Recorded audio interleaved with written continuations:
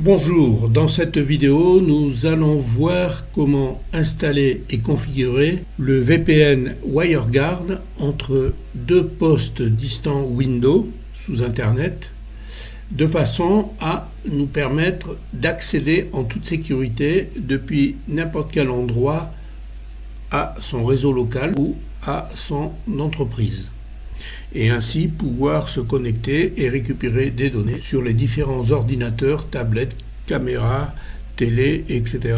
qui se trouvent donc sur le réseau local, au domicile ou au travail. On va supposer qu'on a deux postes Windows. Un, on est à l'extérieur, n'importe où dans le monde, et on veut se connecter par exemple à son domicile.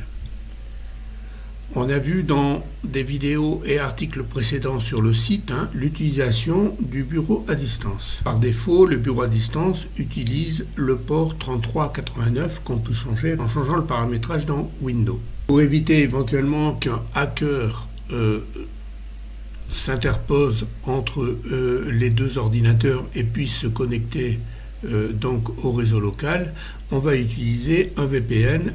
L'avantage donc d'utiliser un logiciel comme WireGuard, c'est qu'il ne va pas utiliser le port 3389, mais un autre port qu'on peut aussi paramétrer. Par défaut, c'est le 51820 en UDP, parce que souvent les ports 3389, le port par défaut du bureau à distance, si vous êtes en entreprise ou dans une autre société, par défaut, il va probablement être bloqué pour éviter le piratage. Et donc WireGuard, lui, il passe par un autre protocole. Et en plus, il ne répond pas au scan, ce qui fait que si un pirate essaye de scanner un des deux ordinateurs, eh bien, il ne sait pas que vous utilisez WireGuard. Ça rend le piratage encore plus difficile. WireGuard utilise des protocoles de chiffrement qui sont solides. Alors comment ça se passe? On a donc un ordinateur extérieur et un ordinateur qui est à son domicile. L'ordinateur, lui, il est relié à la box. Et puis à l'extérieur, bien sûr, l'ordinateur passe par un routeur ou une autre box.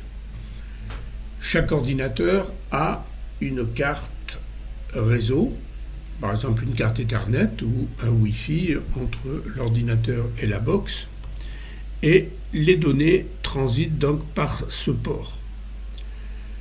Chaque ordinateur est sur un réseau local différents. WireGuard va créer des ports virtuels, des cartes de connexion virtuelles, et les données vont transiter par ces ports tout en étant chiffrées par WireGuard. Et donc, quand on va configurer WireGuard, en plus des adresses locales normales, on va définir pour ces cartes réseau également des adresses IP locales qui vont être propres à WireGuard et qui vont permettre donc les échanges entre deux adresses IP locales. Il va falloir, pour le paramétrage de WireGuard, être sous un compte administrateur. Il faut bien sûr installer WireGuard sur les deux ordinateurs. Et il faudra éventuellement avoir un DIN DNS parce qu'on va avoir besoin de connaître les adresses IP publiques, donc les adresses Internet des deux ordinateurs. Ces deux adresses peuvent changer. En tout cas, ne sont en général pas fixes. Sur les deux ordinateurs qui vont recevoir WireGuard, eh bien, l'ordinateur sur lequel on va se connecter sera appelé le serveur. C'est un peu comme pour le bureau à distance où on a un poste serveur et un poste client. Et bien sûr, l'autre ordinateur qui va se connecter sur le WireGuard de l'autre ordinateur, lui, sera appelé le poste client. La première chose à faire, c'est de télécharger WireGuard. Donc pour ça, vous allez sur le site wireguard.com. Le lien sera dans l'article joint à cette vidéo. Donc le site est en anglais. Si vous avez installé les plugins, eh bien vous pouvez traduire la page en français. Vous avez une présentation de WireGuard avec les explications des paramétrages. Donc, ces paramétrages, on va les voir. Je reviens sur le site en anglais. Vous cliquez sur Installation et là, vous avez les différents systèmes sur lesquels on peut utiliser WireGuard. Vous voyez qu'il y en a beaucoup. On va voir l'installation uniquement avec Windows. On fera probablement ultérieurement des vidéos et d'autres articles avec Linux, par exemple entre un poste Windows et un poste Linux. On télécharge l'application sous Windows, je l'ai fait, et on va pouvoir lancer l'installation. Je vous remets gestionnaire de fichiers dans téléchargement et voilà le logiciel WireGuardInstaller.exe qui a été téléchargé. Donc je fais un double clic ici pour l'installer. Je peux fermer mon navigateur. Donc là, je rappelle, il faut être sur un compte administrateur. Si vous le lancez depuis un compte standard, sur un compte non administrateur, ça ne fonctionnera pas. L'installation est terminée et donc on obtient cette fenêtre de WireGuard. L'icône de WireGuard apparaît donc dans la barre de tâches, on peut la mettre en évidence. Donc là, on peut quitter ou gérer les tunnels. On va commencer par créer un tunnel. Donc on va ici sur ajouter un tunnel. Donc on peut l'importer ou on ajoute un tunnel vide pour la première fois. Automatiquement, WireGuard a créé une clé publique. Cette clé publique devra être copiée dans la configuration des autres postes Windows susceptibles de communiquer avec cet ordinateur. Donc il a créé par défaut une clé publique et une clé privée qui est associée. Cette clé privée est à garder secrète et à ne pas divulguer. Si quelqu'un connaît cette clé privée, il peut arriver donc à déchiffrer les informations qui transitent. Vous verrez dans l'article qui est joint à la vidéo, on peut régénérer des clés avec en ligne de commande ou simplement vous désinstallez et vous réinstaller WireGuard. Cette clé privée, elle est stockée de manière sécurisée donc dans le gestionnaire de clés de Windows. La clé publique donc est dérivée mathématiquement de la clé privée. Pour configurer WireGuard sur le premier ordinateur, donc on ouvre WireGuard, on ouvre le tunnel, on va donner un nom à l'interface. Donc on peut donner le nom que l'on veut. Par exemple, on va l'appeler WG0. Vous pouvez bien sûr choisir un autre nom. Donc là, dans la partie interface, eh bien, on va donner les caractéristiques de l'ordinateur. Donc on a la clé privée qui a été rajoutée automatiquement. Évidemment, on ne la modifie pas. Et on va mettre le port d'écoute. Par défaut, c'est 51.820, mais on peut changer le port. Et là, on va le faire ici. Donc, on écrit la commande listen port égale, et on va définir le port 51.850. Alors, par défaut, c'est 51.820 si on met rien. Donc là, on change le port. C'est toujours plus sécurisé de mettre un port particulier. Donc là, je mets 51.850. Alors, il faut faire bien attention à ce qu'on écrit, évidemment, à la syntaxe. Il faut que la commande là de paramétrage se mette en rouge gras. Voilà, vous voyez là, si je fais une faute de frappe, c'est pas bon. Ensuite, on va définir la fameuse adresse locale de l'ordinateur qui va être créé sur la carte réseau virtuelle créée donc par WireGuard. Donc là, on tape adresse, par exemple 172.20.20.124. Alors évidemment, vous pouvez définir la plage d'adresse que vous voulez. La condition, c'est qu'il ne faut pas que cette adresse soit utilisée par un autre système ou par un autre programme, comme un autre VPN de l'ordinateur. Donc là, je lui définis par défaut l'adresse 172.20.124/32. Le /32, il veut dire que je prends les 4 chiffres ici, définissent l'adresse IP de la machine, c'est à la fois l'adresse réseau. Et donc, il n'y a qu'une adresse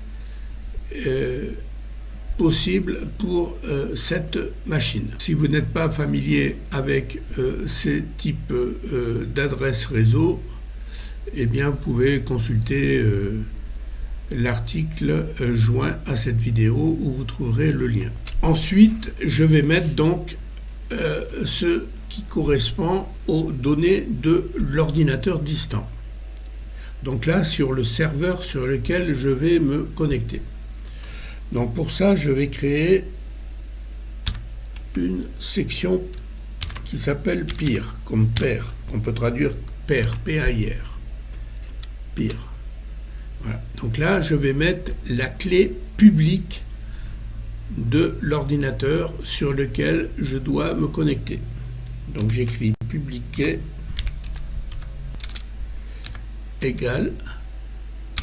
Voilà. Et là, je rentre la clé publique de l'autre ordinateur. Comme cette adresse de clé publique, il va falloir que je la note pour pouvoir l'inscrire également sur le serveur. Donc pour l'instant, je ne la connais pas. Alors je vais prendre, pour éviter des erreurs, eh bien, on va prendre la même, provisoirement. Voilà, c'est juste pour continuer le paramétrage, parce que si on ne le met pas, évidemment, on ne pourra pas enregistrer. Hein, il va nous mettre une erreur. Donc là, j'ai mis la clé publique de l'ordinateur sur lequel je dois me connecter. Et là, je vais autoriser les ordinateurs qui peuvent se connecter. Donc, allowed IP avec un S à la fin.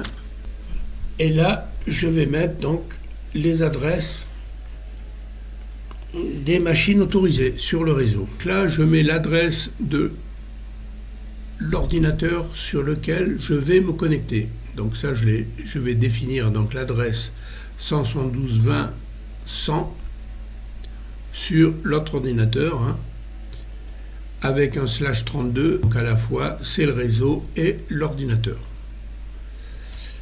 Donc là, il faut que je remette à 32. Ensuite, il faut préciser un endpoint. Voilà. Et là, on va mettre l'adresse IP publique de l'ordinateur sur lequel on doit se connecter. Le problème, c'est que cette adresse IP publique peut changer. Donc si vous n'avez pas d'IP fixe, hein, ça peut arriver que votre fournisseur d'accès Internet vous donne une adresse IP fixe, donc à ce moment-là, vous pouvez la mettre. Eh bien, sinon, vous aurez besoin d'avoir un DIN-DNS qui, lui, va se connecter à votre ordinateur et va renvoyer automatiquement l'adresse IP publique. On verra dans cette vidéo comment l'utiliser.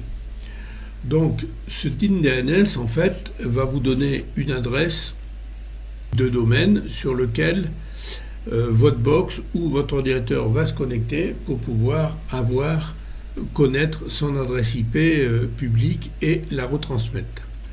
Donc là, ça va être une adresse, je mets n'importe quoi, on va préciser le port 51.850 sur lequel se connecter, hein. C'est le même que celui qui a été paramétré ici. On rajoute maintenant une commande persistent keep alive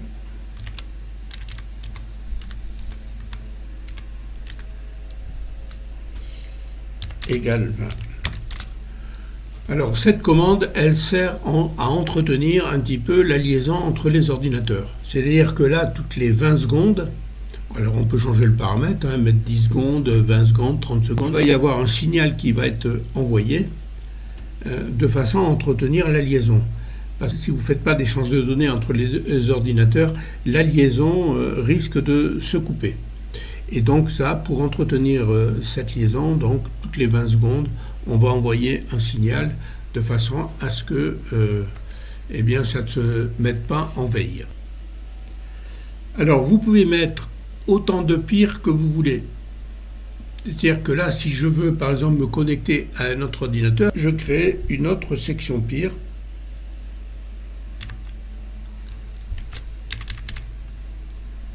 Voilà, avec des informations évidemment qui seront différentes, notamment les clés publiques et les adresses IP. Voilà. Alors ensuite ici, on fait enregistrer.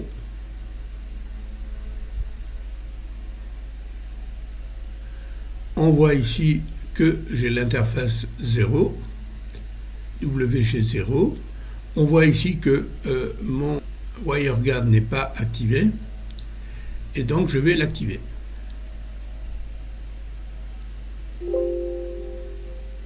On voit qu'il y a un petit problème. Donc on peut voir ici le journal qui est en anglais.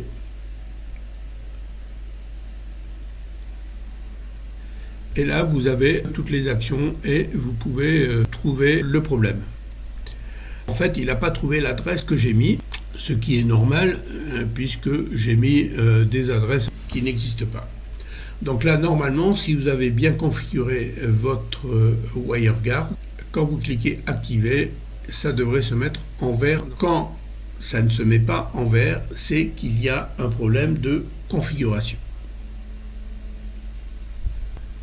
Donc là, pour remodifier, je clique sur le bouton modifier. Et là, je peux changer les paramétrages. Donc en fait, le problème, il vient d'ici, puisque j'ai mis une adresse ici qui n'existe pas.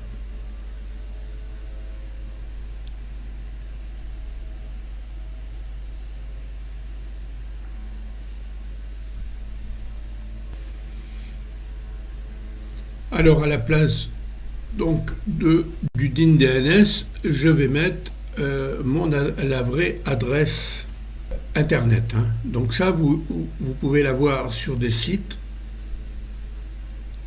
comme par exemple obtenir mon IP. Et donc là, vous tapez l'adresse IP publique qui vous est donnée par le site. Ça va être par exemple 90, 89, 51, 372. Je mets ça totalement au hasard. Voilà, c'est pour vous montrer comment on écrit l'adresse. Voilà.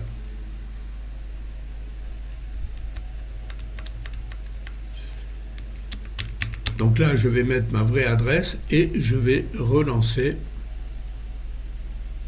le WireGuard. Voilà, j'ai mis la vraie adresse IP publique. Je fais activer. Ça demande un peu de temps. Voilà. Donc là, vous voyez que c'est en vert et que WireGuard est activé. Ici, vous avez sur l'icône un point vert. Et là, c'est en vert, ça veut dire qu'elle est active. Alors, ça ne veut pas dire que la transmission fonctionne entre les ordinateurs. La preuve, je n'ai pas encore configuré l'ordinateur distant. Mais ça veut dire que là, c'est bien configuré et que pour l'instant, ça fonctionne. On va voir maintenant comment paramétrer cette fois-ci le serveur. Donc, je vais désactiver WireGuard et on va faire comme si j'étais sur l'autre ordinateur. Je suppose que je suis sur mon ordinateur serveur, donc l'autre ordinateur, et que je viens d'installer WireGuard. Je vais faire les mêmes paramétrage que sur l'autre poste client. Donc là, je suis donc sur le serveur, je donne le même nom de l'interface. Là, j'ai la clé publique de mon serveur que je vais mettre à jour sur l'autre ordinateur. Donc je peux enregistrer ça sur une clé USB par exemple et ensuite aller mettre à jour l'autre configuration. Donc là, j'ai la clé privée qui a été créée. Évidemment, c'est pas la même que celle de tout à l'heure. Je laisse la même pour des raisons de simplicité. Je mets le même port d'écoute, 51.850, que l'autre. Et là, je vais mettre l'adresse locale de WireGuard que j'affecte à cet ordinateur. Je vais lui mettre l'adresse 172.20.20. C'était 124 pour l'autre ordinateur. Là, je lui mets 100. Je peux bien sûr prendre l'adresse que je veux, 32. Ensuite, dans ma section pire, donc je mets la clé publique de l'autre ordinateur. Donc là, c'est celle-là, évidemment, puisque je l'avais copiée, j'avais pris la même. Donc, c'est bien la clé publique de l'autre ordinateur. Voilà. Et là, on a normalement la clé publique de l'ordinateur sur lequel on vient d'installer, donc sur le serveur. Je mets ensuite les adresses autorisées. Donc là, je vais mettre l'adresse de l'ordinateur qui est autorisé à se connecter au serveur. Donc c'était 124, c'est l'adresse que j'avais définie tout à l'heure sur l'autre ordinateur. Et là, c'est pareil, il faut que je mette l'adresse IP publique, donc Internet, de l'ordinateur qui doit se connecter. Donc là, c'est pareil, soit il a une adresse fixe et je la mets, une adresse IP publique fixe, soit je fais également appel à un DIN DNS. Et là, par exemple, l'adresse que j'aurai, ce sera WG0, peu importe. Voilà. C'est l'adresse qui est définie avec le DNS, on verra ça tout à l'heure, suivi du port. Persistent Keep Alive 20. Si d'autres ordinateurs doivent se connecter sur ce serveur, je crée autant de sections pires que d'ordinateurs. Le paramétrage est assez simple.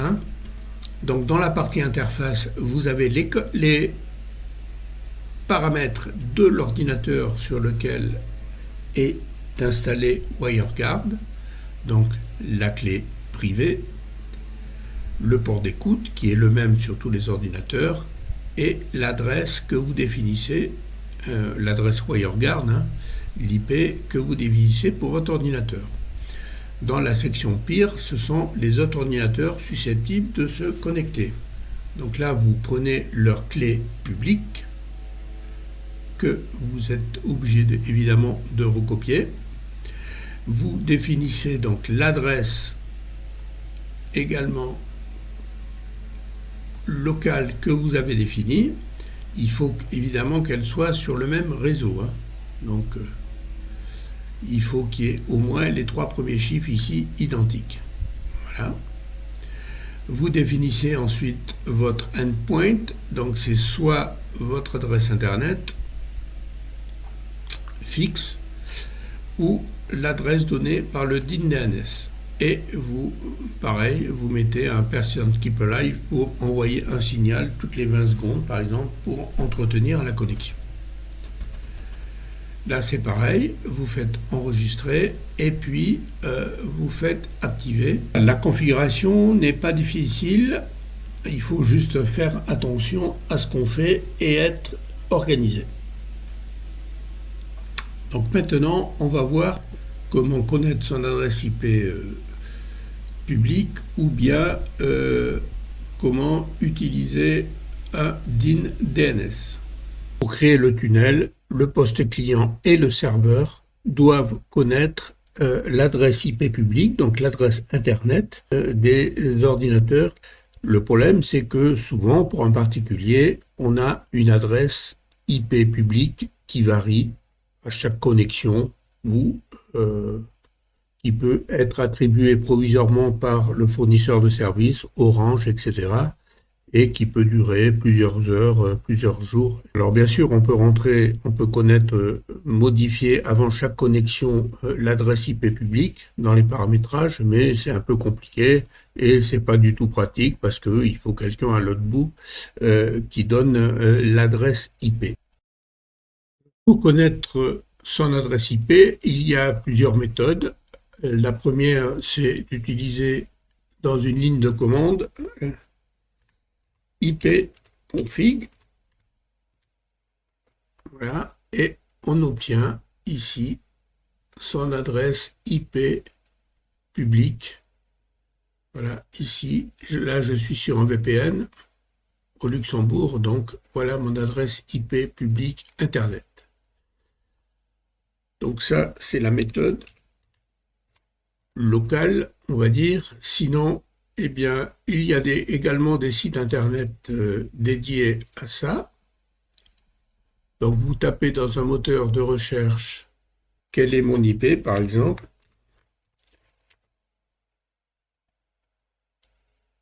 On va prendre un site français. Et donc là, vous avez votre adresse IP publique avec les informations complètes. Donc là, j'utilise donc toujours le VPN. Je suis situé au Luxembourg. Il suffit de retenir votre adresse IP et évidemment de la mettre dans les paramétrages de WireGuard. Cela pour votre box et aussi pour votre PC qui se connecte. Évidemment, ce ne sera pas la même. Une autre façon, c'est d'utiliser un DNS, c'est-à-dire une adresse dynamique. Autrement dit, vous avez des sites spécialisés sur lesquels vous vous enregistrez et vous allez avoir sur ce site un nom de domaine. Le nom de domaine, donc vous allez pouvoir le rentrer sur votre routeur ou sur votre box, par exemple à la maison, et donc pour obtenir votre adresse IP publique, eh bien, la box va renseigner le site et il suffit de se connecter à ce site pour récupérer votre adresse publique du moment. Ça, c'est avec la box. Sur un PC également, isolé, où vous n'avez pas accès au routeur ou à la box, à ce moment-là, il y a un programme qu'on peut télécharger et ce programme va se connecter au site et ramener l'adresse IP public que des ordinateurs pourront consulter. On va voir ça en pratique. Alors, il y a plusieurs sites qui font ça. Un des sites les plus connus, c'est NoIP, noip.com. Donc, la première fois qu'on se connecte, eh bien, il faut d'abord créer un compte. Donc là, on tape sign in. On rentre son adresse email, un mot de passe. Alors, il faut faire attention sur le mot de passe parce que si vous prenez un mot de passe avec trop compliqué, trop long et avec des caractères spéciaux notamment, certaines box ou certains routeurs peuvent ne pas le prendre en compte. Un password en général d'une quinzaine de lettres avec des chiffres, des lettres majuscules et minuscules, bon, c'est suffisant. Donc ensuite, vous recevrez un mail pour confirmer votre compte et ensuite vous pourrez vous connecter. Bon, moi j'ai déjà un compte, donc quand on a un compte, on clique sur Sign In ici et on rentre ses coordonnées.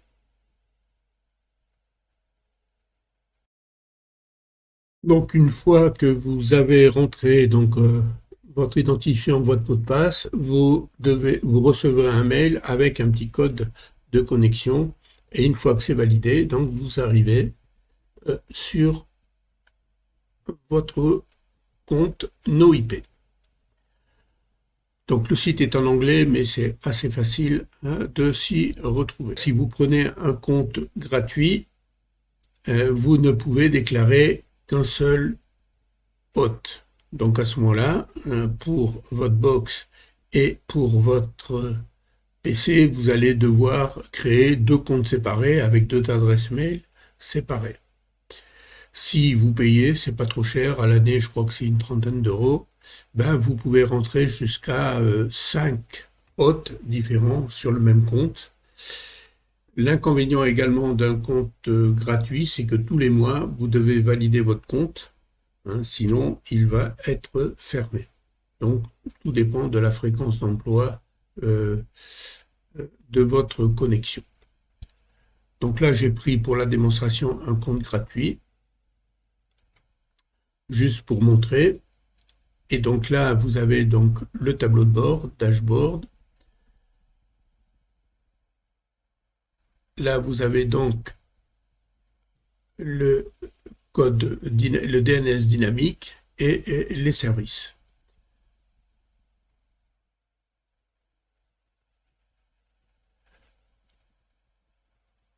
Donc là, je vais dans No IP hostname et je vais créer donc un compte. Voilà. Donc là, vous allez définir une adresse que vous choisissez. Je vais prendre par exemple connexion VPN WG0. Voilà. Et là, vous pouvez choisir le nom de domaine. On va prendre ddns.net, par exemple. Et vous faites Create Hostname. Voilà. Vous pouvez créer également un DK DNS. On ne va pas le faire là. Voilà. Donc maintenant, ici, vous avez un domaine Internet. Quand vous allez donner cette adresse-là, votre box ou votre ordinateur va se connecter à cette adresse pour récupérer votre adresse IP du moment. Je vais vous montrer comment on configure ça sur un routeur. Que ce soit sur une box ou sur un routeur, c'est à peu près la même chose. Donc là, on va voir sur le routeur. Donc je suis connecté à mon routeur TP-Link. Et donc, il faut chercher, alors sur le routeur, ça dépend évidemment des routeurs, configuration avancée. Sur une box, ça va être dans l'onglet réseau ou DNS, peu importe. Et là, je vais donc chercher DNS dynamique, ici. Voilà. Et donc, je choisis déjà le fournisseur. Donc, il peut y avoir TP-Link, DNS. Il y en a plusieurs, ça peut dépendre des box et des routeurs. Donc là, c'est NoIP, ça a été traduit par pas d'IP, mais c'est NoIP. Donc là, je choisis mon fournisseur. Donc je rentre le nom d'utilisateur du compte que j'ai créé, le mot de passe et le nom de domaine qu'on a défini. Donc connexion VPN wg0.ddns.net. Je fais activer. Là, il est non lancé, donc je fais connexion et sauvegarder. Et il me met c'est réussi. Donc en fait, chaque fois que mon adresse IP publique va changer, eh bien, cette adresse-là, l'adresse IP, donc, va être mise à jour sur ce site-là, sur cette adresse-là. Et donc cette adresse-là, je vais la rentrer dans la configuration de WireGuard et chaque fois qu'il va se connecter, eh bien, il va interroger cette URL et il va récupérer l'adresse IP publique du moment.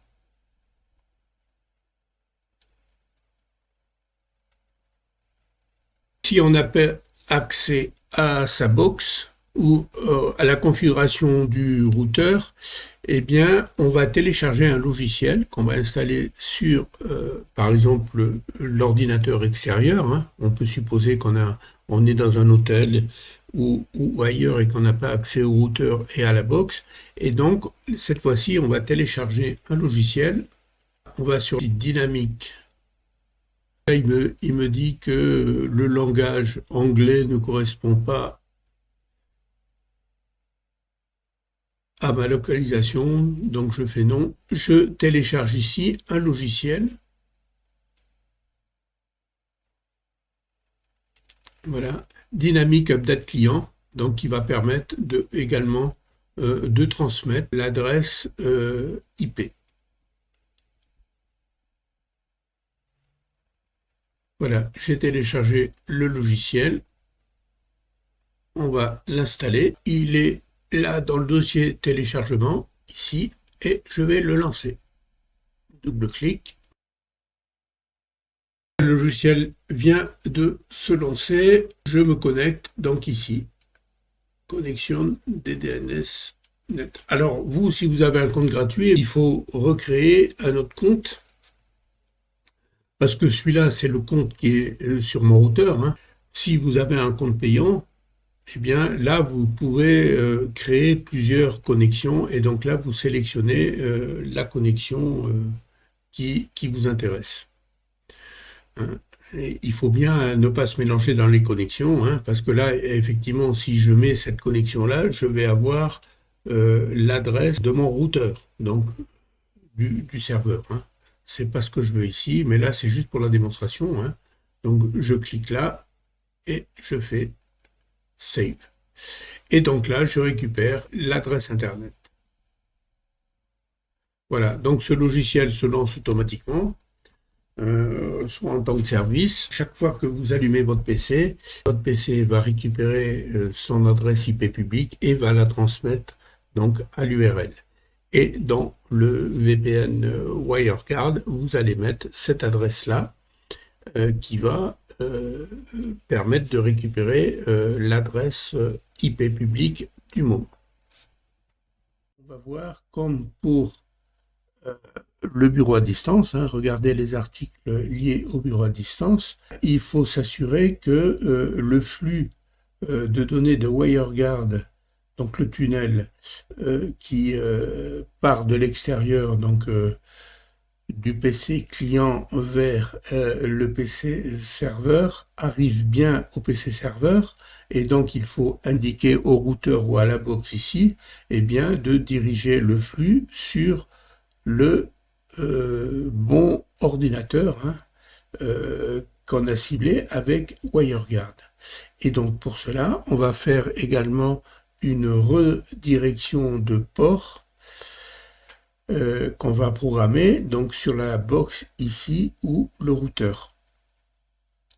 Et pour ça, donc, on va programmer cette redirection de port pour que le port que vous avez indiqué pour WireGuard, hein, 51.850 ou 51.820 soit bien dirigé sur cet ordinateur et pas un autre. Et donc pour cela, on configure, par exemple ici, c'est sur la Lightbox, hein, vous allez dans l'onglet réseau de la Lightbox et vous cherchez NatPat. Alors sur une autre box, hein, ce sera port, redirection de port, forwarding port, translation de port, enfin il peut y avoir plusieurs noms. Et donc là, vous créez une règle. Hein. Voilà, ici par exemple, je dis pour le VPN WireGuard, alors il y a d'autres règles que j'ai cachées bien sûr, hein. Pour le port 851 850 en entrée, en 51.850 en sortie, UDP, eh bien, comme moi j'ai un routeur, le rediriger sur le routeur. Donc là, on va mettre soit, en principe, vous allez mettre l'adresse locale de votre ordinateur qui va recevoir le flux sur lequel est installé WireGuard, hein, donc sur l'ordinateur serveur, de façon à ce que tous les flux de 51.850 arrivent bien sur cette machine. Donc là, c'est le nom, hein, puisque c'est comme ça sur la Lightbox, sinon ce sera l'adresse IP locale. Hein, ce sera celle de la box, hein, qu'attribue la box à l'ordinateur, pas l'IP locale de WireGuard. Voilà, et sur un routeur, si vous avez un routeur, ben, c'est un peu la même chose. Là, en général, ça va dans la configuration avancée. Là, ça s'appelle ouverture de port, déclenchement de port. Et donc là, on crée ajout de service. On donne le nom que l'on veut. Là, c'est pareil, 51 850. Et là, par contre, je mets bien l'adresse locale de l'IP locale de l'ordinateur cible. Je parle bien de l'IP locale donnée par le routeur ou par la box, hein, pas celle que vous avez attribuée à WireGuard. Même si il peut y avoir confusion parce que chez moi ça démarre, pour les machines de test, ça démarre toujours sur 172. Je suis sur un autre PC portable. Je suis actuellement connecté en Wi-Fi à mon réseau local et donc pour tester ma configuration de WireGuard, je vais donc mettre ce portable sous un autre réseau, une autre connexion Internet indépendante de ma connexion Internet de la box. Pour ça, j'ai relié mon smartphone par USB au portable et je vais partager la connexion Internet du portable. Hein. Je suis actuellement sous 4G. Là. Je me déconnecte du Wi-Fi. Voilà, je désactive même le Wi-Fi. Évidemment, je n'ai aucun réseau. Donc je vais activer la fonction modem du portable. Donc je vais dans les paramètres, je vais dans connexion. Dans connexion, je vais dans point d'accès mobile et modem. Et dans point d'accès mobile et modem, je vais activer le modem USB pour connecter mon ordinateur à partager la connexion avec le smartphone. Donc là, je n'ai pas de connexion, on voit pas d'accès Internet. Et j'active donc le modem USB. Et donc là, on voit que j'ai une connexion Internet. Et d'ailleurs, on voit comme WireGuard est activé que j'ai l'interface WG0. Je vérifie que j'ai bien Internet. Voilà, si je vais sur Google, ça marche. On va maintenant donc se connecter en bureau à distance à un autre ordinateur qui est également sur le réseau local, mais cette fois-ci qui est pas sur le, on n'a pas la même adresse IP Internet. Là, on voit les paramétrages de WireGuard sur l'ordinateur, le portable, donc qui est client, hein, celui sur lequel on est. Donc évidemment, c'est les mêmes un peu paramétrages que j'ai expliqué dans la vidéo. WG0, le nom de l'interface, une clé privée, bon, que j'ai cachée même si c'est pas obligatoire. L'adresse réseau par WireGuard de cet ordinateur, hein, ça commence par 172 et ça finit par 4 ici, en 32, 4x32, donc adresse réseau et ordinateur unique. Ensuite, la clé publique. Là, la clé privée, évidemment, qu'il faut garder cachée, pardon.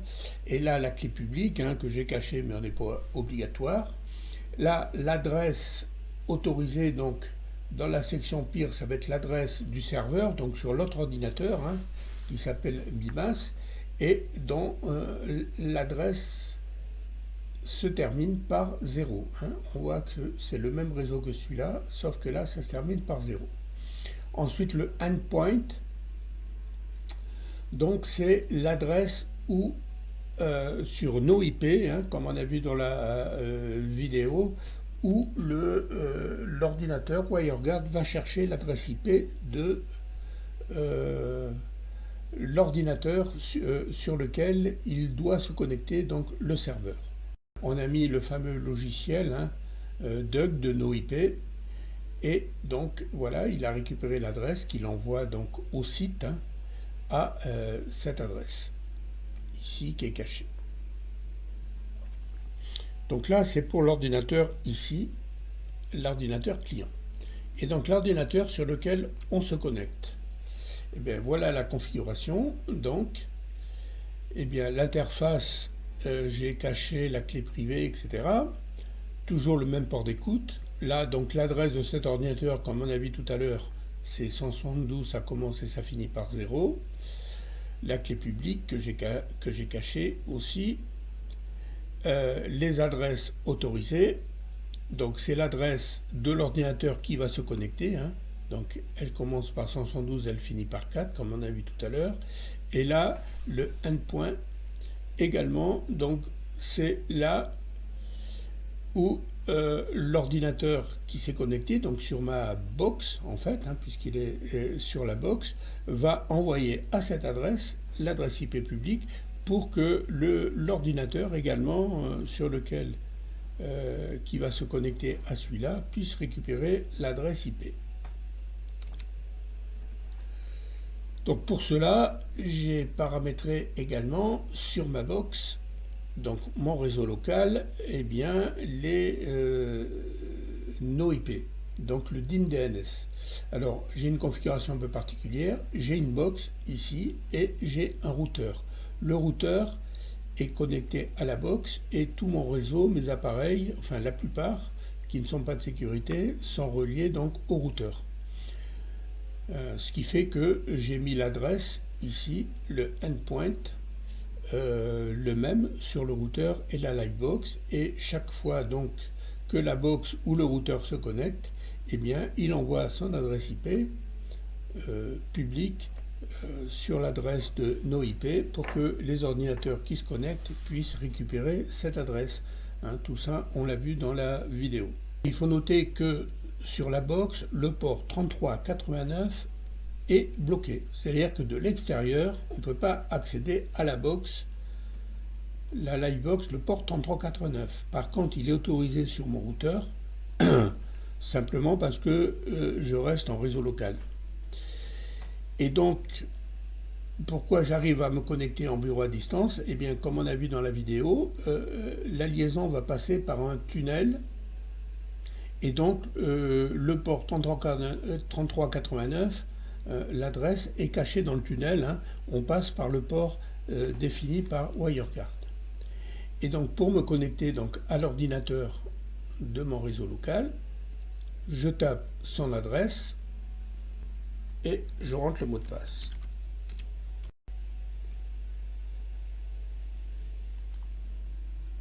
Voilà, on me demande le certificat pour pas qu'on me le redemande à chaque fois, je fais oui. Et donc là, je me connecte sur l'ordinateur distant qui est sur mon réseau local. Alors, il faut bien comprendre, cet ordinateur a une adresse internet IP publique, puisque totalement différente de mon réseau, puisque je suis connecté à mon mobile via le 4G. Donc c'est la même chose si j'étais à 100-200 km ou dans un autre endroit du monde. Et donc là, voilà, j'ai accès à mon réseau. Donc là, je me connecte à cet ordinateur. Et là, vous voyez que je peux voir tout mon réseau. J'ai 2 NAS d'allumés. J'ai l'ordinateur sur lequel on était tout à l'heure. Mars, sur lequel j'ai fait la vidéo et fait la démonstration. Voilà, donc si je veux ouvrir mon NAS, j'ai accès au fichier, voilà, de mon NAS et de mon réseau. Là, je peux également me connecter en RDP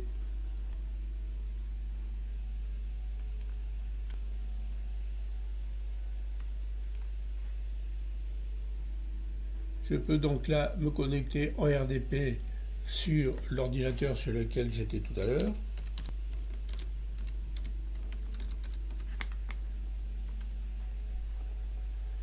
Je valide le certificat. Et donc là, on se retrouve sur l'ordinateur sur lequel j'étais tout à l'heure et qui est sur mon réseau local. Donc on voit que depuis l'extérieur, j'ai accès totalement à mon réseau local et la connexion est totalement totalement sécurisé.